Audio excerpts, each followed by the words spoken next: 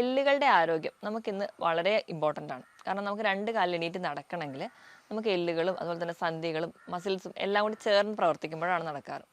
ഈ അടുത്തിടെയായിട്ട് ഒരുപാട് പേരിൽ കണ്ടുവരുന്ന ഒരു കണ്ടീഷനാണ് പെട്ടെന്ന് ചെറിയ വീഴ്ചയിൽ പോലും എല്ലുകൾ പെട്ടെന്ന് പൊട്ടിപ്പോവുക. ബാത്റൂമിലൊന്ന് തെന്നി വീഴുമ്പോൾ നടുവിന് ഫ്രാക്ചർ ആവുക, അല്ലെങ്കിൽ ചെറിയൊന്ന് വണ്ടിയിൽ നിന്നൊക്കെ സ്ലിപ്പായി ഒന്ന് വീണാൽ തന്നെ കൈത്തണ്ടയൊക്കെ പെട്ടെന്ന് പൊട്ടിപ്പോകുന്ന ഒരു കണ്ടീഷൻ. ഈ കണ്ടീഷനെ നമ്മൾ മെഡിക്കലി ഓസ്റ്റിയോപോറോസിസ് എന്നാണ് പറയുന്നത്. കാരണം എല്ലുകൾക്ക് ബലമില്ലാതെ പെട്ടെന്ന് പൊട്ടിപ്പോകുന്ന കണ്ടീഷൻ. ഈ വീഡിയോയിലൂടെ നമുക്ക് ഓസ്റ്റിയോപോറോസിസിനെ കുറിച്ച് നോക്കാം. ഞാൻ ഡോക്ടർ പ്രിയ, QND ഹെൽത്ത് കെയറിലെ ഹോമിയോപ്പതിക് ഫിസിഷ്യനാണ്.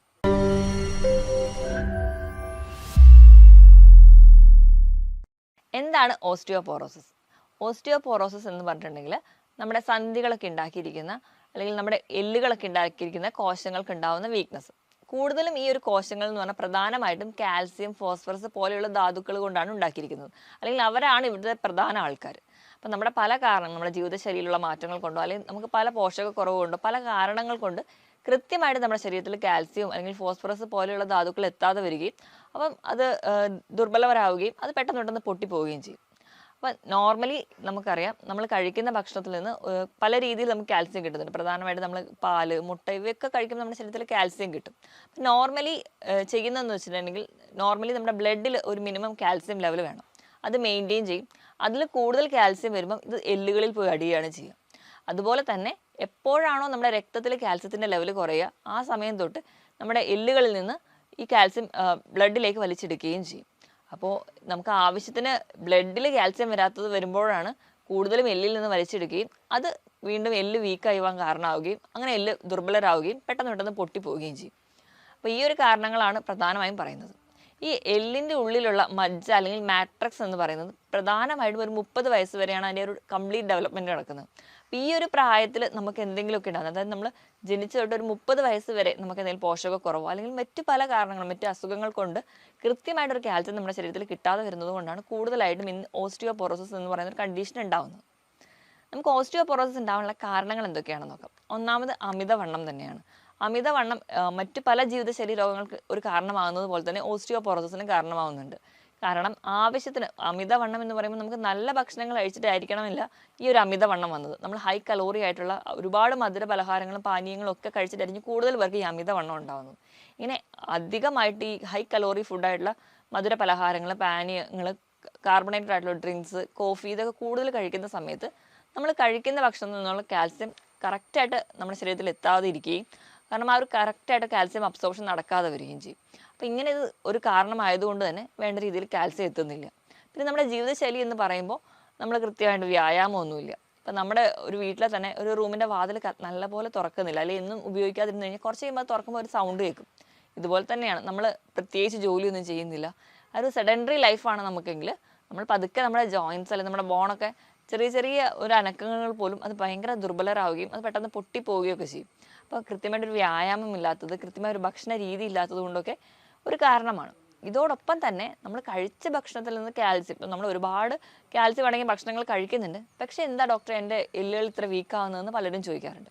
അപ്പം ഈ കഴിക്കുന്ന ഭക്ഷണത്തിൽ കാൽസ്യം ഉണ്ടായതുകൊണ്ട് മാത്രമായില്ല. നമ്മൾ കഴിക്കുന്ന ഭക്ഷണത്തിൽ നിന്ന് കാൽസ്യം അബ്സോർബ് ചെയ്ത് അത് ശരീരത്തിന് വേണ്ട രീതിയിലാക്കാൻ വേണ്ടി വൈറ്റമിൻ ഡി വേണം. അപ്പോൾ പലരും ഇന്ന് പല കാരണങ്ങൾ കൊണ്ട് വെയിലത്തിറങ്ങാതെയും കൂടുതലും ഒരു വീടിൻ്റെ ഉള്ളിൽ ഇൻഡോർ ആയിട്ടാണ് നമ്മൾ കൂടുതൽ ആക്ടിവിറ്റീസ് ഏർപ്പെടാറ്. കുട്ടികളാണെങ്കിൽ പോലും ഫുള്ളി എൻഗേജ് ചെയ്യുന്ന ഇൻഡോർ ഗെയിംസിലോട്ടാണ്. നമ്മൾ പുറത്തൊന്നും വെയിൽ കൊള്ളാത്തതിൻ്റെ ഭാഗമായിട്ട് കൃത്യമായിട്ടൊരു കാൽസ്യം മെറ്റബോളിസം കിട്ടുന്നില്ല. അതുവഴി നമുക്ക് കാൽസ്യത്തിൻ്റെ ഡെഫിഷ്യൻസി ഉണ്ടാവാം. ഇതോടൊപ്പം തന്നെ നമ്മൾ പ്രായമാകുമ്പോൾ നമ്മുടെ ശരീരത്തിലെ എല്ലാ കോശങ്ങളും അതോടൊപ്പം തന്നെ പ്രായമായിക്കൊണ്ട് വരിക. അപ്പോൾ അവർക്കുണ്ടാകുന്ന നോർമൽ ആക്ടിവിറ്റീസ് അല്ലെങ്കിൽ നോർമലായിട്ട് ചെയ്യാൻ പറ്റുന്ന പല ഫംഗ്ഷൻസും കൃത്യമായി നടക്കാതെ വരികയും അതുവഴി നമുക്ക് ഈ ഓസ്റ്റിയോപോറോസിസ് ഉണ്ടാവാം. അതുപോലെ തന്നെ സ്ത്രീകളുടെ കേസ് എടുക്കുകയാണെങ്കിൽ ഞാൻ ആദ്യമേ പറഞ്ഞു, ആർത്തവ വിരാമത്തോടു കൂടിയാണ് കൂടുതലും സ്ത്രീകളിൽ ഓസ്റ്റിയോപോറോസിസ് കാണുന്നത്.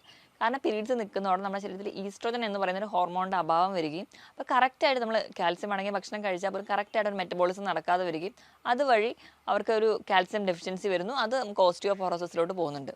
ചില അസുഖങ്ങൾ കാരണമാണ്, ഇപ്പോൾ ഹൈപ്പർ തൈറോയിഡിസം പോലെയുള്ള കണ്ടീഷൻസ് കൊണ്ട് വരാറുണ്ട്. അതല്ലാതെ തന്നെ ചില കിഡ്നി രോഗങ്ങൾ കൊണ്ട് കിഡ്നി രോഗങ്ങൾ ഉണ്ടാകുമ്പോൾ അവിടെ ഈ പറഞ്ഞ പോലെ ഒരു വൈറ്റമിൻ ഡിയുടെ ഒരു അഭാവം വരുന്നുണ്ട്. അതോടൊപ്പം തന്നെ കാൽസ്യം ഡെഫിഷ്യൻസി വന്നിട്ട് കിഡ്നി രോഗങ്ങളുള്ളവർക്കും ഈ ഒരു കാൽസ്യത്തിൻ്റെ അഭാവം വന്ന് ഓസ്റ്റിയോപോറോസിസ് കാണാറുണ്ട്. ഇതൊക്കെയാണ് പ്രധാനപ്പെട്ട കാര്യങ്ങൾ. ഇതല്ലാതെ തന്നെ മദ്യപാനം, പുകവലി പോലെയുള്ള ശീലങ്ങളുള്ളവരാണെങ്കിൽ ഈ ഒരു ശീലങ്ങളൊക്കെ ഉണ്ടെങ്കിൽ നമ്മുടെ ശരീരത്തിൽ എപ്പോഴും ഒരു ടോക്സിക് സബ്സ്റ്റൻസ് ആണ് ഉണ്ടാവുക. അവർ കൃത്യമായിട്ട് നമുക്ക് വേണ്ട വസ്തുക്കളൊന്നും അബ്സോർബ് ചെയ്യാൻ അനുവദിക്കാതെ വരികയും അതിൻ്റെ ഭാഗമായിട്ട് കാൽസ്യം ഡെഫിഷ്യൻസി വരാറുണ്ട്. ഇപ്പോൾ ഈ ഓസ്റ്റിയോപോറോസിസ് അല്ലെങ്കിൽ കാൽസ്യം ഡെഫിഷ്യൻസി പ്രധാനമായിട്ടും പ്രൈമറി ആയിട്ടും സെക്കൻഡറി ആയിട്ടും നമുക്ക് ഡിവൈഡ് ചെയ്ത് പറയാം. പ്രൈമറി എന്ന് പറഞ്ഞു കഴിഞ്ഞാൽ നമ്മുടേതായ ചില തെറ്റുകൾ കൊണ്ടോ അല്ലെങ്കിൽ അങ്ങനെ ഒരു ബേസിക് കോസ്, ഇപ്പം അമിതവണ്ണമുള്ളവരാണെങ്കിൽ അല്ലെങ്കിൽ അവരുടെ ഫുഡ് ഹാബിറ്റുകൾ കൊണ്ടോ ഈ ഒരു കാരണങ്ങൾ കൊണ്ടാണ് അവർക്ക് കാൽസ്യം ഡെഫിഷ്യൻസി വരുന്നതെങ്കിൽ നമ്മൾ അതിനെ പ്രൈമറി എന്നാണ് പറയാറ്. അപ്പോൾ സെക്കൻഡറി എന്ന് പറഞ്ഞാൽ ചില കണ്ടീഷൻസ് ഉണ്ട്.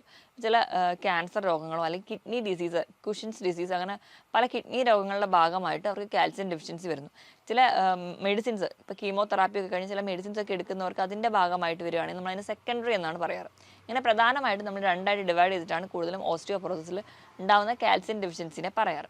ഇനിയിപ്പം എന്തുകൊണ്ടാണ് അല്ലെങ്കിൽ ഈ കാരണങ്ങൾ കൊണ്ടൊക്കെയാണ് എന്ന് നമ്മൾ തിരിച്ചറിഞ്ഞു. എന്താണ് അവർ കാണിക്കുന്ന ലക്ഷണങ്ങളെന്ന് നോക്കാം. നമ്മുടെ ഇടയിൽ തന്നെ പലർക്കും ചിലപ്പോൾ കാൽസ്യം ഡെഫിഷ്യൻസി ഉണ്ടാവും, പക്ഷെ നമ്മളത് അറിയാറില്ല.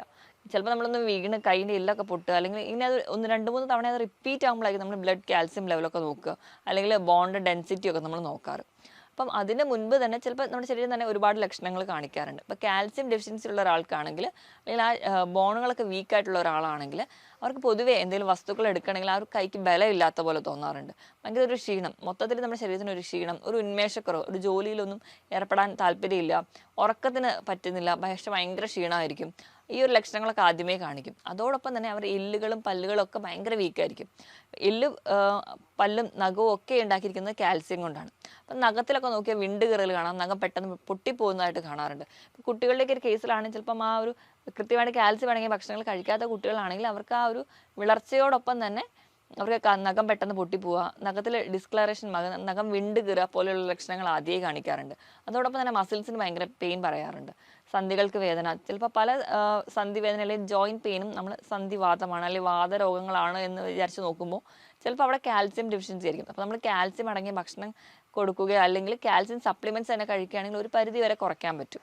അപ്പം കൂടുതലും ഈ ഒരു ക്ഷീണം, കഴുത്തിനുണ്ടാവുന്ന വേദന, പിന്നെ ഈ എല്ലുകൾ പെട്ടെന്ന് പൊട്ടിപ്പോകുന്നതുകൊണ്ട് അപ്പം എല്ലുകൾക്ക് പെട്ടെന്ന് തേയ്മാനം വരാറുണ്ട്. അപ്പോൾ തേയ്മാനം വരുമ്പോൾ നമ്മുടെ നടുവിനിടയിലുള്ള കശേരുകളുടെ ഇടയിൽ കാണുന്ന ഡിസ്കുകൾക്ക് തേയ്മാനം വരും. ഒരു 1/2 ഇഞ്ച് വരെ ആ ഒരു ഡിസ്കുകൾ തേഞ്ഞ് പോകാമെന്നാണ് പറയുന്നത്. അതിൻ്റെ ഭാഗമായിട്ട് ചെറിയ രീതിയിലൊക്കെ നമുക്ക് പൊക്കക്കുറവ് കാണാറുണ്ട്.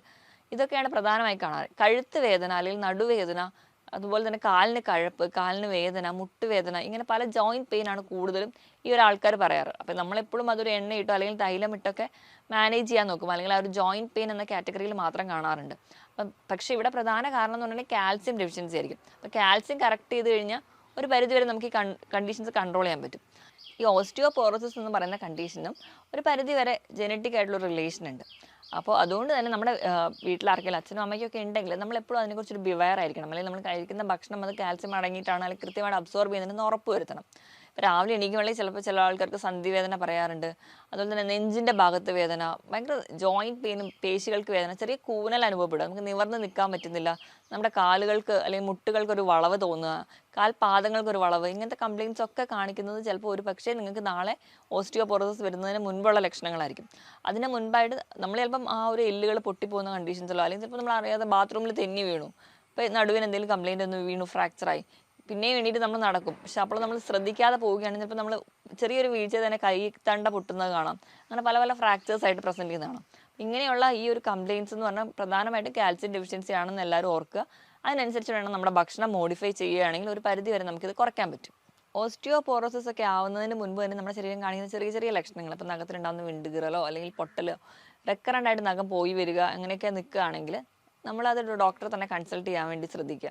ഡോക്ടറുടെ കൺസൾട്ടേഷൻ എടുക്കുമ്പോൾ ഡോക്ടർ ബ്ലഡ് റൂട്ടീനിൽ നമ്മൾ ബ്ലഡ് റൂട്ടീൻ ചെയ്യുന്നതിനോടൊപ്പം തന്നെ വൈറ്റമിൻ ഡി നോക്കാറുണ്ട്. അതോടൊപ്പം തന്നെ ബോൺ ഡെൻസിറ്റിയുടെ ഡെക്സ സ്കാൻ ചെയ്യാറുണ്ട്. അപ്പോൾ ഒരു പാരമ്പര്യമായിട്ട് ഒക്കെ ഇങ്ങനെ ഒരു കംപ്ലയിൻറ്റ്സ് ഉള്ളവരാണെങ്കിൽ അത് നേരത്തെ ഇടയ്ക്കൊന്ന് ചെക്ക് ചെയ്യുന്നത് വളരെ നല്ലൊരു 25-30 വയസ്സ് കഴിയുമ്പോൾ തന്നെ ഇടയ്ക്കൊക്കെ ഡെക്സ സ്കാൻ ചെയ്യുന്നത് വളരെ നല്ലതാണ്. നോർമലി അതിൻ്റെ ഒരു റേറ്റ് എന്ന് പറഞ്ഞിട്ടുണ്ടെങ്കിൽ 0 ലെവലിലാണ് നോർമലായിട്ടുള്ള ആൾക്കാരിൽ നിൽക്കാറ്. അപ്പം ബോൺ ഡെൻസിറ്റി ആ ഒരു ടെൻഡൻസി ഉള്ളവർക്കാണെങ്കിൽ അത് നെഗറ്റീവ് വാല്യൂയിലോട്ട് പോകാറുണ്ട്. അപ്പം അങ്ങനെ ഒരു വാല്യൂ ഒക്കെ കാണിക്കുകയാണെങ്കിൽ എന്തായാലും ഡോക്ടറെ തന്നെ കൺസൾട്ട് ചെയ്യുക. ഡോക്ടറുടെ കൺസൾട്ടേഷൻ എടുക്കുകയാണെങ്കിൽ നമുക്ക് കൃത്യമായ ഒരു ഡയറ്റ് ഫോളോ ചെയ്യുക. അതോടൊപ്പം തന്നെ മെഡിസിൻ കൂടെ കഴിക്കുകയാണെങ്കിൽ ഒരു പരിധി വരെ നമ്മുടെ എല്ലുകൾക്ക് ഉണ്ടാകുന്നതായ ബുദ്ധിമുട്ടുകളൊക്കെ കുറയ്ക്കാൻ പറ്റും. പിന്നെ എക്സ്റേ ഒക്കെ എടുക്കുകയാണെങ്കിൽ നമുക്ക് ഒരു പരിധി വരെ എല്ലിൻ്റെ തേയ്മാനോ അല്ലെങ്കിൽ എല്ലിലുണ്ടാകുന്നതായ ചെറിയ മാറ്റങ്ങളും കണ്ടുപിടിക്കാൻ പറ്റും. അപ്പം ഇനി നമ്മൾ എന്തൊക്കെയാണ് അതിൻ്റെ മാനേജ്മെൻറ്റ് സൈഡെന്ന് നോക്കാം. ഏറ്റവും ആദ്യം നമ്മൾ ഭക്ഷണത്തിൽ എന്തൊക്കെ മാറ്റം വരുത്തണം എന്നാണ് ആദ്യം തന്നെ നോക്കേണ്ടത്. നമുക്ക് എല്ലാവർക്കും അറിയാം കാൽസ്യം കുറയുക അല്ലെങ്കിൽ കാൽസ്യം വേണമെന്ന് പറയുമ്പോൾ നമ്മൾ ആദ്യമേ പറയുന്നത് പാലും മുട്ടയും കഴിച്ചാൽ മതി, അതങ്ങ് മാറിക്കോളും, അല്ലെങ്കിൽ കാൽസ്യം ഡെഫിഷ്യൻസി ഒക്കെ മാറിക്കോളും. പക്ഷെ നമ്മൾ ഓർക്കേണ്ടത് ഒരു ദിവസം നമുക്ക് വേണ്ട കാൽസ്യം ലെവൽ എന്ന് പറഞ്ഞാൽ 1 ഗ്രാമാണ്. അപ്പം നമ്മളൊരു ഗ്ലാസ് പാൽ കുടിച്ചു കഴിഞ്ഞാൽ അതിനകത്ത് 100 മില്ലിഗ്രാം മാത്രമേ പാലിൽ നിന്ന് കിട്ടുന്നുള്ളൂ. അപ്പം നമുക്ക് 1 ഗ്രാം വേണ്ടടുത്ത് 1 ഗ്ലാസ് പാൽ കുടിച്ചു കഴിഞ്ഞാൽ ഒരിക്കലും ആ ഒരു കാൽസ്യം ഡെഫിഷ്യൻസി മാറില്ല. അപ്പോൾ നമുക്കത് കൃത്യമായിട്ട് മാറണമെങ്കിൽ നമ്മൾ ഒരു ദിവസം ഒരു 1-1.5 ലിറ്ററോളം പാൽ കുടിക്കണം. അതെന്തായാലും നമുക്ക് പോസിബിൾ അല്ലാത്തത് കൊണ്ടും അല്ലെങ്കിൽ അത് കഴിച്ച് കഴിഞ്ഞാൽ നമുക്ക് മറ്റു ഗുണങ്ങളൊന്നും കിട്ടുന്നില്ലാത്തത് കൊണ്ടും പാല് മാത്രം കൊണ്ട് നമുക്ക് കാൽസ്യം ഡെഫിഷ്യൻസി മാറില്ല.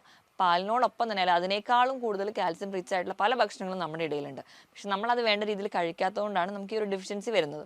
പാല് നിങ്ങൾക്ക് കഴിക്കാം. ഇപ്പോൾ മുട്ട കഴിക്കുകയാണെങ്കിൽ ഒരു 100 ഗ്രാം മുട്ട എടുക്കാൻ അതിനകത്ത് 50 മില്ലിഗ്രാം മാത്രമാണ് കാൽസ്യം അടങ്ങിയിട്ടുള്ളത്. അപ്പോൾ നിങ്ങൾ പാലും മുട്ടയൊക്കെ കഴിക്കുന്നതിനോടൊപ്പം തന്നെ നിങ്ങൾ വളരെ പ്രധാനമായിട്ട് ധാന്യങ്ങൾ കഴിക്കേണ്ട ഒന്നാണ് റാഗി അല്ലെങ്കിൽ മുത്താറി. അതിൽ ഭയങ്കരമായിട്ട് കാൽസ്യം അയൺ ഒക്കെ റിച്ച് ആണ്. അതുകൊണ്ട് തന്നെയാണ് നമ്മൾ 6 മാസം അല്ലെങ്കിൽ ഫീഡിങ് ടൈം തുടങ്ങുമ്പോൾ തന്നെ കുട്ടികൾക്ക് ആ ഒരു റാഗി കൊടുക്കുന്നത്. കാരണം അതിൽ ഒരു 100 ഗ്രാമൊക്കെ എടുക്കുകയാണെങ്കിൽ ഒരു 340 മില്ലിഗ്രാമോളം അതിൽ കാൽസ്യം ഉണ്ട്. അപ്പോൾ ആ ഒരു ഏജ് തൊട്ടേ നമ്മളത് ആ ഒരു ടൈം തൊട്ടേ നമ്മളത് ഫീഡ് ചെയ്യുന്നുണ്ടെങ്കിൽ അത് കാൽസ്യം നമുക്ക് അത്രയും ഇമ്പോർട്ടൻ്റ് ആണ് നമ്മുടെ എല്ലുകളുടെയും പല്ലുകളുടെയും ഒക്കെ വളർച്ചയ്ക്ക് വേണ്ടിയിട്ട്. അപ്പം ഇതോടൊപ്പം തന്നെ ഇലക്കറികൾ കഴിക്കുന്നത് വളരെ നല്ലതാണ്. ഇലക്കറികൾ എന്ന് പറയുമ്പോൾ നമുക്ക് മുരിങ്ങയില, ചീരയിലയിൽ തന്നെ പൊന്നാങ്കണ്ണി ചീര, അഗസ്ത്യ ചീര, സ്വർണ്ണച്ചീര, അങ്ങനെ പല ചീരകളും പല ഇലക്കകളും കിട്ടാറുണ്ട്. ഇവയെല്ലാം നിങ്ങൾ തോരൻ വെച്ച് കഴിക്കുക. മാറി മാറി നിങ്ങൾക്ക് അത് കഴിക്കുന്നത് നിങ്ങൾക്ക് നല്ല രീതിയിൽ കാൽസ്യം ലെവൽ കൂടാൻ വേണ്ടി സഹായിക്കും.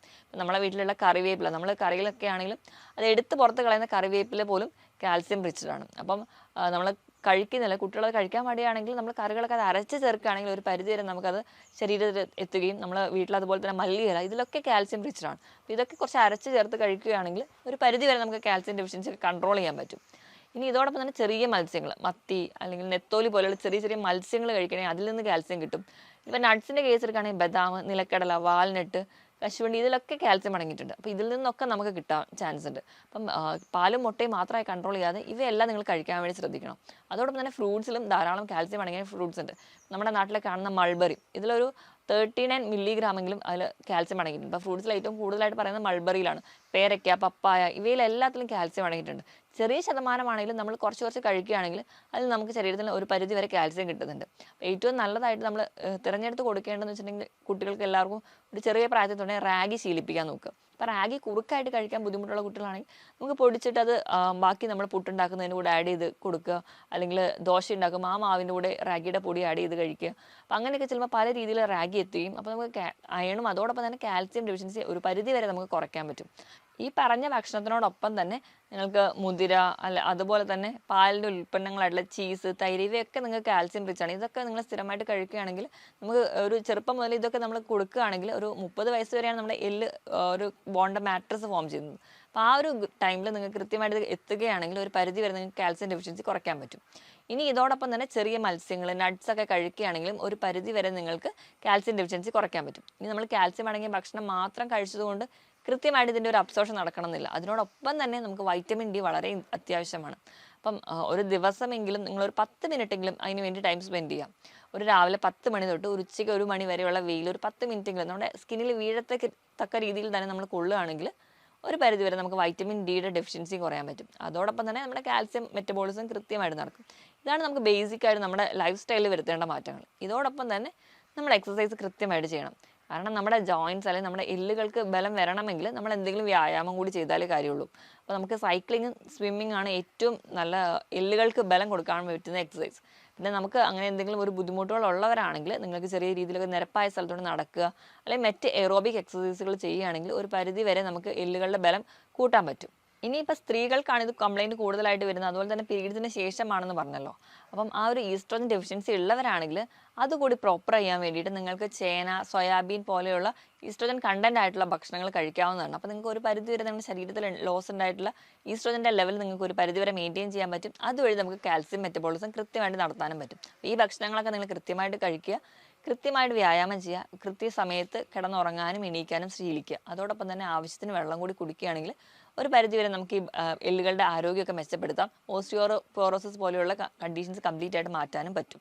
അപ്പോൾ നമുക്ക് ഒരു കംപ്ലയിൻറ്റ് അല്ലെങ്കിൽ ഓസ്റ്റിയോപോറോസിസ് പോലെ ഒരു കണ്ടീഷനിലോട്ട് വന്നു കഴിഞ്ഞിട്ടുണ്ടെങ്കിൽ പെട്ടെന്ന് വീഴ്ചകളും പെട്ടെന്ന് എല്ലുകൾ പൊട്ടുന്ന ഒരു കണ്ടീഷനിലോട്ട് പോകും. ഇപ്പോഴും ആ ഒരു കോംപ്ലിക്കേഷനിലോട്ട് പോകുന്നതിന് മുൻപ് അത് വരാതിരിക്കാൻ വേണ്ടി മാക്സിമം എല്ലാവരും ട്രൈ ചെയ്യുക. ഞാൻ ഈ പറഞ്ഞ കാര്യത്തിൽ എന്തെങ്കിലും ഡൗട്ട് ഉണ്ടെങ്കിൽ നിങ്ങൾക്ക് താഴെ കാണുന്ന നമ്പറിൽ കോൺടാക്ട് ചെയ്യുക. മറ്റൊരു ഹെൽത്ത് ടോപ്പിക്കുമായിട്ട് വീണ്ടും കാണുന്നത് വരെ നന്ദി.